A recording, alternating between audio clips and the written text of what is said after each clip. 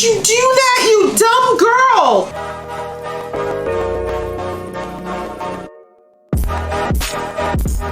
Hey guys, it's your girl Lady Chic Geek XX Chic, and we're back with another reaction to The Walking Dead World Beyond. We're now to season 2, which is nuts. I feel like I just finished season 1 not that long ago, but with all things Walking Dead kind of coming to its logical conclusion, not surprised that we got this season 2 now underway. Still, like, we kind of left things in an interesting place. The sisters are separated. One is inside the belly of the beast, whereas one is on the outside with potentially the revolutionaries. And that's kind of where we ended things. And yeah, I feel like we're going to be getting a lot of parallel storytelling probably for the first few episodes at least, with the sisters each kind of getting to find their own, but also both having to plant some sort of seeds for how to get back to each other, as well as potentially overthrow this corrupt new power that they thought was something that could help them. So I'm very much looking forward to getting to this season, and I'm about to do that. But before I do, you know the drill. If you've been here before and you like what you see, please go ahead and hit that subscribe button. That way you'll be notified when I do more reactions to this show. And as I just mentioned, I do watch the original show, The Walking Dead, as well. So if you're interested in that, you'll be notified of that as well. All right. That out of the way, guys, let's get into the episode, which is called Konsekans, right now. Why are we blowing this up? Sounds like it would draw a lot of walkers. Maybe not a smart idea. Choppers so low to the ground? Y'all really don't care about walkers at all, huh? Omaha must be clear. Yeah, I was about to say. Oh, is it a trap? But that won't kill all of them. Oh, unless they're planning on, like, burying them. Your decision not to inform Staff Sergeant Malik. Her mission is separate from this. With any luck, she's reached a minimum safe distance. With any luck? So she was willing to kill her own kid. All of this is for a... what, some kind of a structure? This is why we wiped out the campus colony instead of just relocating them?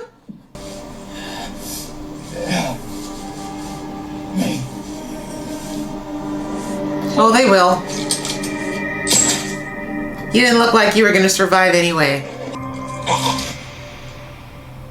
Oh, right. I keep forgetting she has her weird dreams. It's been a minute. Will you promise me you'll try to get at least a little shut eye?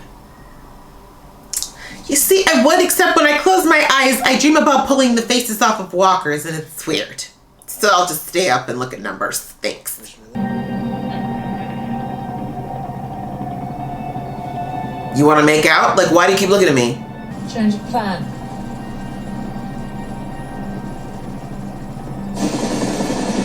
Not taking her to her dad. She doesn't trust you yet, huh? We're 10 years into this new world, Hope.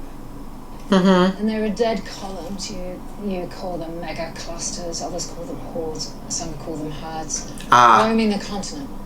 A second column, nearly just as big, merged with the first. It must have been over 100,000 in total. We did everything we could to save their lives. We could. Covering their tracks. Got it. I brought us here to Albany because this was my home earlier. Who cares? This isn't about you, ma'am. You just told me everything you've ever known is dead, but let's talk about my memories. And I'm sorry, but now that you see how fragile civilization is, just you understanding that no one makes it alone.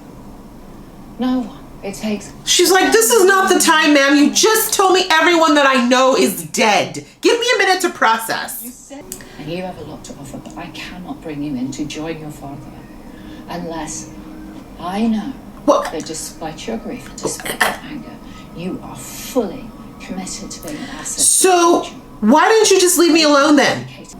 I think you need more time. For what? To think about what you want, Hope. Okay, but then why did we do all the things that we did to get me here, ma'am? That's BS. I need your answer by dawn. Oh, okay. You need more time to think after I put you through hell, but you know, can you give me an answer like the next 12 hours? Thanks. You're saying she needs her to choose, then why'd you put her through this? Put her family through this? You probably would have gotten better cooperation if you'd let her bring her sister. Like, what the frack? This community is so stupid already.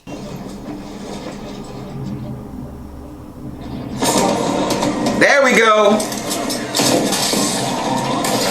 This man said my black spider senses are tingling and it tells me that something's about to happen. I'm getting out. Y'all couldn't grab one weapon out of there? Dang, this guy's a good shot. Run! I heard him call it a salvage mission. Said something about shipping messed up by a giant column that ran through. You know what salvage means, right? How can it just be gone? Oh, honey. See, they dropped these bombs. Is he okay? Did Sarah know the whole time? Why would they lie? Honey, why wouldn't they? You know what happened to your sister, right? We got horses. Let's hope they fare better in this show. It's a patient sculptor I read about in a book back home. No, he's called Verite. Okay, we like an educated man. Cultured. Felix Iris, this is the head of the council that runs this place. Of course there's a council. And you? I guess I live for hope. The world is nothing without hope. No, that's my sister's name. Well, at least someone gets to get lucky, I guess. Not like everybody else is suffering right now. I want hope and your dad safe from those assholes as much as you do, but I know that place. I'm not just gonna sit here. They got guards. Dude, you can't walk. Long range security. Relax. This is about the long game. Mm. Not just how we get in, but how we get them out. Right? Go after. Thank you. Someone's brain's working. Everyone here giving us shelter. One wrong move, and it's over. Sir, can we just have you the president of everything? Sensible talk I've heard since first season. Mr. Hopalong talk about me. I'm just gonna sit here. Sir, your foot's rotting off. Take a knee. Hello, Candace Frodo. Frodo. What is it with this show in schools? I'd find some more children of the corn here. I wouldn't stay if I were you. Seriously! These walkers have evolved. They walk up all stealth now. They creep up on you. Look you in your eye before they try to kill you. Oh, that's probably a concussion. Oh, wow. A concussion that knocked you straight into a completely different location. Think about what you want. Is she real? Because then you can stab her. I like it. Oh, hey, the same chick that was on the wall. She was lost. Angry. She needed someone to look up to. Someone to believe in her. I couldn't relate. Just in case you forgot you're a crap mom. She just wanted to remind you of that. He's stonewalling. We've gleaned nothing, which is why I'm focused on finding the others.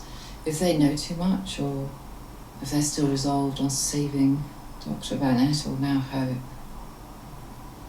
they'll need to be dealt with. Oh, was that so? Tell me, how much do they know about us? Let's see if she tells the truth. About the mission. Shh! God, you're so loud. You'd think you'd be living behind walls for 10 years. It's an interesting filming style with the blurred edges. Assuming that's to insinuate that she's not doing so good. But you don't have time for reading these philosophies on the wall. This reminds me, didn't Daryl do this in the subway too? In the other Walking Dead show? A lot of writing on the wall lately.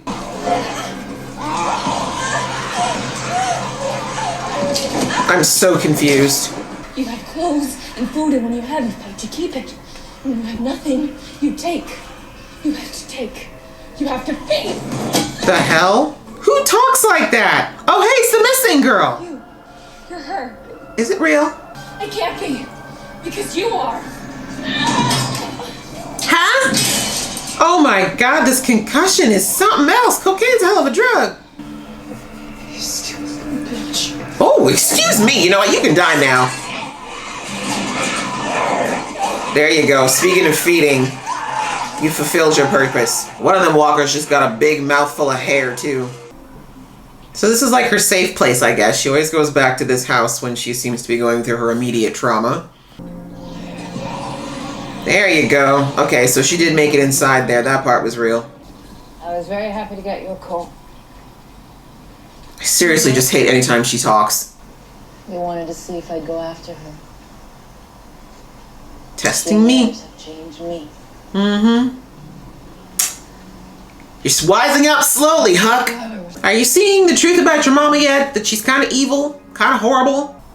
Hey. Don't you have anything else to do? Anything? Doc said you have a concussion. Yeah. Before we left them at that farmhouse, I sent them to a settlement a few miles from here.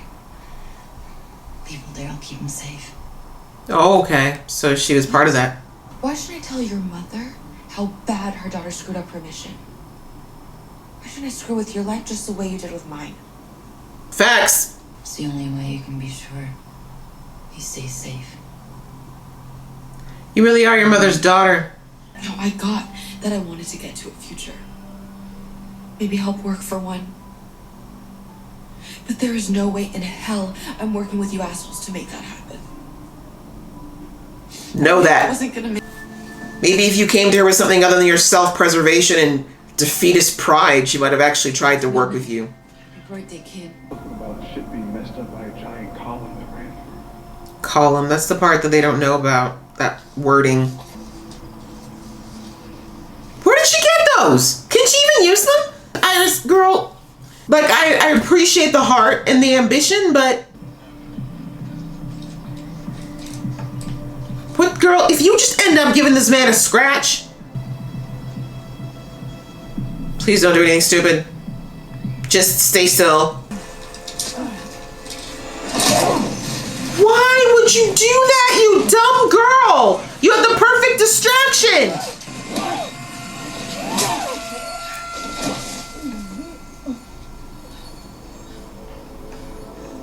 You just committed murder. For why? How? Oh my God. I always keep calling him the wrong name. That was such an unnecessary kill.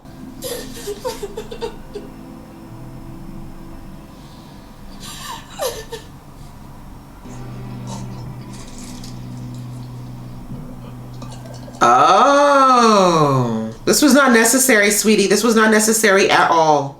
It wasn't empties. It was you.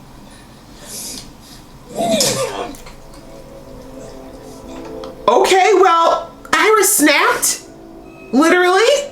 But man, it probably was not him. Like, directly. Wait. Sorry, I missed what the last thing she said was. It's what you get. That's what you get. That was the first episode of season 2 of Walking Dead World Beyond. And, well, a little bit of a world establishing episode, I would say. We have, again, kind of seeing where everybody is at. I guess we'll just talk through, basically, it kind of went between the two sisters this episode, was I kind of anticipated we're going to have going on for at least a few episodes this season. We'll start off with Hope, I guess, because her, Iris kind of ended the episode, so we'll start with Hope. So yes, we have the Huck's mom, I can't remember her name right now, basically deciding that she's not 100% convinced that Hope's with the program. First of all, she doesn't believe Hope, but also by extension, she does not believe her own daughter. Since, as was discussed, it was Huck's decision to go through the whole exercise of, having them take the trip and go through all the hardships and see how hard the real world was before she finally took her in so that she would be convinced that the CRM is the only way. But clearly her mother did not think that worked. And she's not completely wrong. We don't know much about her mom yet outside of the fact that she is cold-blooded and willing to do whatever she needs to do. But her mom, I think, has a very good instinct about people. I think she's got a good gut feeling about when people are wavering where the cause is concerned, so to speak. And so I think she noticed, especially with the way that Hope is, between Hope and her sister, Hope has always been the most openly defiant out of the two girls, right? Like, we know that Iris is actually quite defiant too, but she's much better at kind of tucking that down and putting on the right face for the right people, whereas Hope just kind of lets it fly, as we saw back in season 1, episode 1, when she was flipping the bird and, she doesn't really care. So, I can see why Huck's mom was like, you know what, I'm not quite ready to believe that this girl's really on board. Just like that, I want to see if she really gets how screwed she is if she's left out there on her own. And I feel like the mission felt a little bit hollow to me because, first of all, she said, I need your decision by dawn. That was the other thing. So it's like, okay, I've been out on the road walking and doing all this stuff with Huck for like, I don't know how long it was supposed to be, but I think it was supposed to be at least a couple of weeks. I went through all of that, and then you don't think I'm going to be able to make up my mind like right now? Like you think now giving me 12 hours or something like that is supposed to make a big difference? Like it just felt like an arbitrary test, and it really felt super tone deaf to me when she took her up there and was like, this used to be my home, Albany, and now look, this is the first time I realized blah, blah, blah. Like giving her this long sob story about her epiphany of why the CRM was so great right after she tells her that everyone she's ever known, well, everyone she's known for the past 10 years, which essentially is her community and her family, are dead. We already know that Huck's mom is 1,000% down for the cause. It looks like she has a very separate viewpoint of family versus duty, and that duty is definitely way up here, whereas her family is not. But again, as we saw towards the end after Hope went through her things, that Huck's mom doesn't trust her either. She thinks that Jen is a little too soft, I think, for this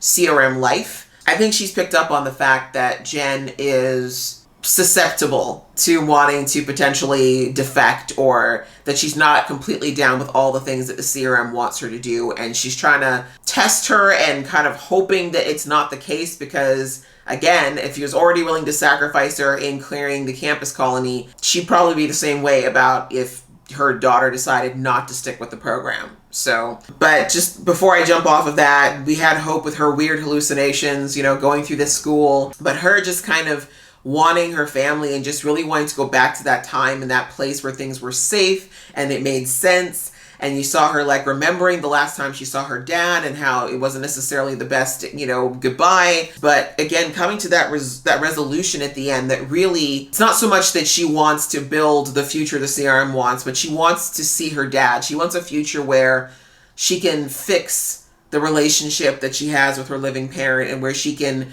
have that family that she's now realizing more and more that she values. And that's kind of what I took from that. As far as the stuff with Iris, there isn't as much to say.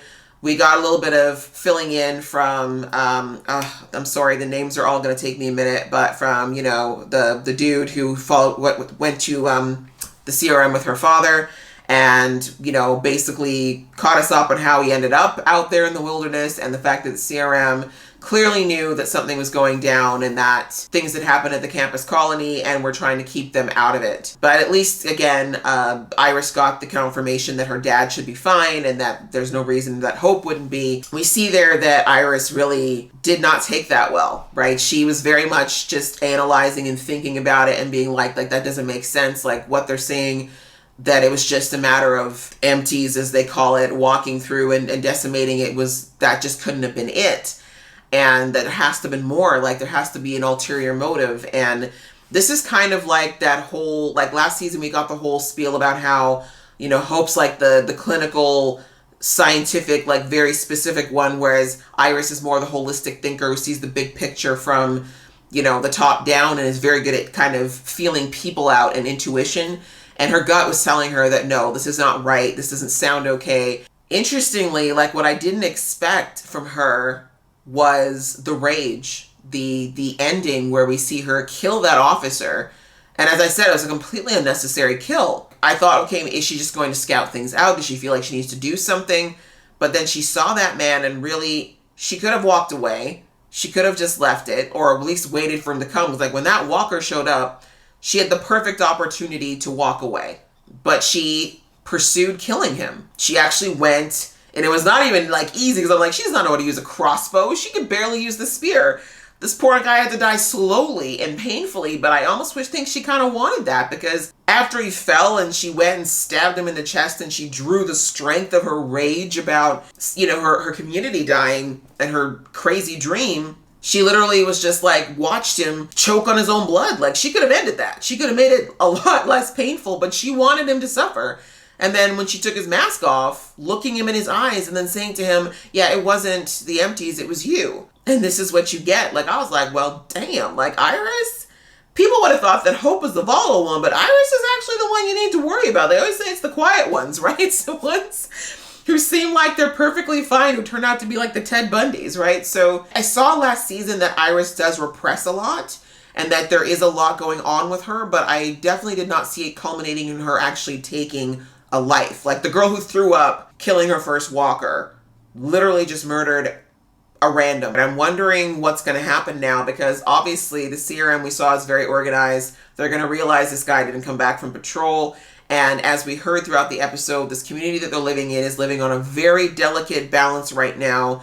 And Hope's actions might have just gone and cost them that safety. Now, again, we don't know, like maybe Hope's planning on going further into the compound and using this death to justify getting some sort of intel. But if she doesn't, I don't know what else she's going to do. I don't know. I really don't know if this is going to work out to be good or bad for her, but it's definitely on the scary side that she's willing to do this. And I'm a little worried. Like, I don't want to see Hope or Iris be unhinged this season. We don't need that. Or do we? I don't know. But her answer of saying to her bro there that the only way they might be able to get her sister and her father back and to turn the CRM on its head is to go off plan and to do things that are a bit crazy. I mean, I don't think that we need to go this crazy, Iris, but we're just gonna have to see how that all works out, because like I said, I just feel like this is a very unnecessary death. We'll have to see how it all goes. The episode was very interesting otherwise though, and like I said, kind of an establishing episode. Not much happened outside of that, but I'm very much looking forward to getting into where the rest of our group is and how we're actually going to get this plan in motion. I hope you guys enjoyed watching along with me. If you did, please go ahead and give this video a thumbs up, and we will see you in the next video.